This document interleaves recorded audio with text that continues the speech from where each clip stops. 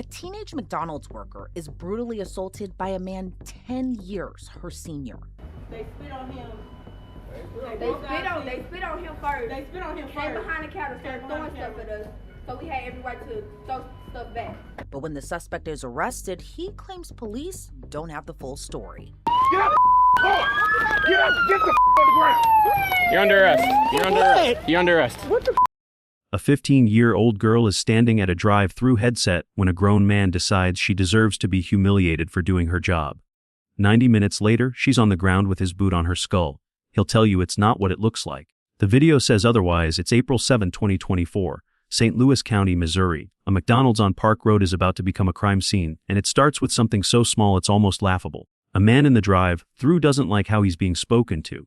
She's 15, still in high school, working the headset on a Sunday evening, the kind of job where you get yelled at over a wrong order, and you just take it because that's the job. This night, a customer starts getting disrespectful over the speaker. She refuses to take his order. Her manager, a young guy named TJ, steps in, grabs the headset, and tells the man to just come inside if he's got a problem. Juvenile advised she refused to take the male's order due to them being disrespectful. Juvenile's manager, TJ, grabbed the headset and told the male to come inside the store to complete his order. The males drove around the store and entered the lobby. Suspect 1 continued to argue and asked who was working. That's it. That's the whole spark. A man told he can't order through a screen anymore. He comes inside anyway. Except now he's not calm. He wants to know who was on that headset. When he finds out it was her, he doesn't stop. He starts in on TJ instead, walks around the counter, and spits at him. Misses. TJ throws a drink back. She was on the headset, whereas Suspect 1 stated he wasn't asking about her, but referring to TJ.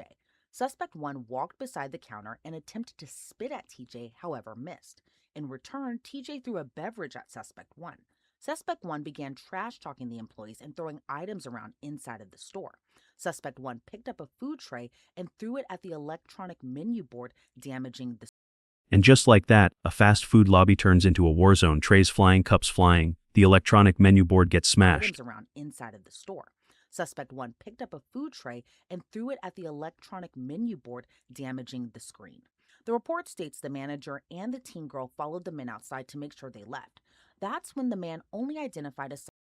Employees are ducking behind the counter, just trying to get through their shift. TJ and the teenage girl follow the group outside to make sure they actually leave. That should be the end of it. It's not. Because the man makes a phone call. Minutes later, a white sedan rolls into the parking lot, packed with women. Only identified as Suspect 1 made a phone call, and a white sedan with several women inside arrived at McDonald's. The report goes on to say one of the female occupants began fighting Juvenile outside on the parking lot. Suspect 1 and Suspect 3 then started punching Juvenile with a closed fist. Suspect 2 and 3 then began punching Juvenile next to a vehicle parked on the parking lot. Suspect 1 pulled Juvenile down to the parking lot by her hair and stomped on her head with his foot, causing her head to hit the concrete. The fight was eventually broken up, and the males went back to their blue sedan, while the females went back to their white sedan and left the scene. So you went. And what happens next isn't a scuffle. It's an ambush. One of the women goes after the girl first. Then the man and another suspect start throwing closed fists. Then a third joins in. She's 15 years old, getting hit by adults twice her size in a McDonald's parking lot, and it only gets worse from there. He grabs her by the hair, pulls her down onto the concrete, and stomps on her head with his foot. Play that back in your mind for a second. Not a shove, not a slap in the heat of an argument. A grown man 10 years older than her driving his foot into a teenage girl's skull while she's already on the ground. Employees too. Now here's where things take a turn even further. See off to the right side of your screen, you can see a man wearing all black dragging an employee by her braids, and then he stomps on her face. About 15 seconds later, they all break up and the group makes a run for it. It's hard enough to watch a man viciously beat a woman, but from what we've learned in the case report, she wasn't even an adult. She was just a 15-year-old girl. Now, following the fight, the officer wanted to get the girl's side of the story, but she didn't want to talk. Who's hurt?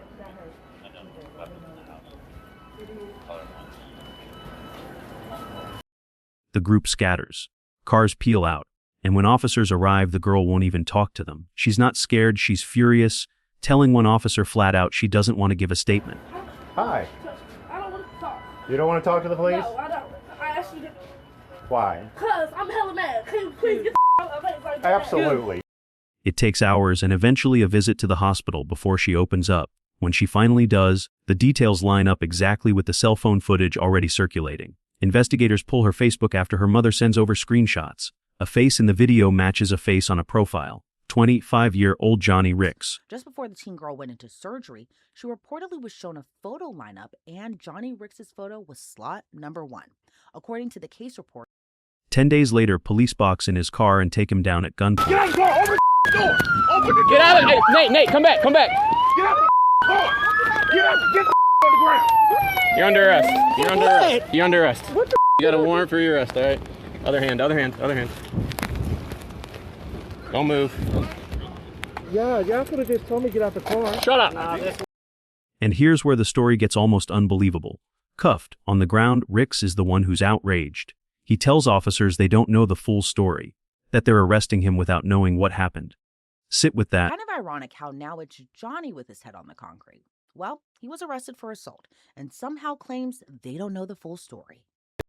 A man who stomped on a child's head is lecturing police about context. Okay, all we know is the report that. Yeah, that was but written. y'all Okay. should not just start talking if y'all don't even know what's going on like that. That's crazy. Okay. Y'all don't even real story. Y'all don't even know what happened before that or nothing. Y'all just talking. Just grabbing me by my damn neck, slamming me on my damn. Claim 1, he says the girl's side was exaggerated, that the footage doesn't show what really happened. But the footage does show it, clearly, frame by frame, his foot connecting with her skull while she's pinned to the pavement. Claim 2, his attorney later argues the media selectively edited the clip to mislead the public. Saw the video, you got a warrant. That's enough for me.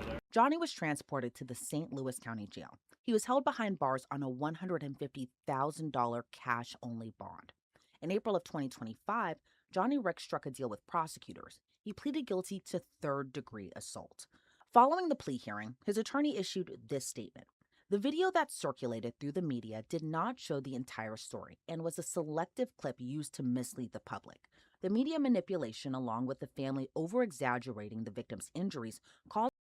But the case report, written independently by responding officers before any video went viral, describes the same sequence: hair pulled, girl dragged down, head stomped into the concrete. Claim 3, and this is the one that should make your blood boil, his defense claims the family over-exaggerated her injuries for sympathy for money. State to overcharge Mr. Ricks. The family stated that the victim suffered a skull fracture, broken nose, and frontal lobe damage, all of which were lies. Once the medical records were received, the evidence only showed minor injuries to the victim's nose. The correct charges were filed on April 23, 2025. That once medical records came in, her injuries were minor. Here's the problem with that claim. Officers on scene that night documented visible swelling and a laceration on her nose before any GoFundMe existed. Before any lawyer got involved, she was transported to the hospital that same evening. The injury wasn't manufactured after the fact for attention. It was logged in real time by police who had no reason to inflate anything. So which is it?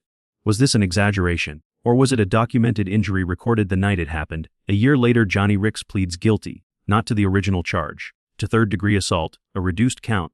His attorney calls it a win, claims the state overcharged him and that a competent prosecutor finally saw the truth. The courtroom that day is filled with his family and supporters celebrating. The girl isn't there, neither is anyone from her family. The judge hands down 3 Mr. Ricks years. is happy with the outcome of the case, and we expect to have him home in a few months. The judge sentenced Johnny Ricks to just 3 years in prison. He's serving his sentence within the Missouri Department of Corrections. Thanks for tuning into this episode of Inside the Crime. I'm Elizabeth Milner, and I'll see you back here on Monday with another.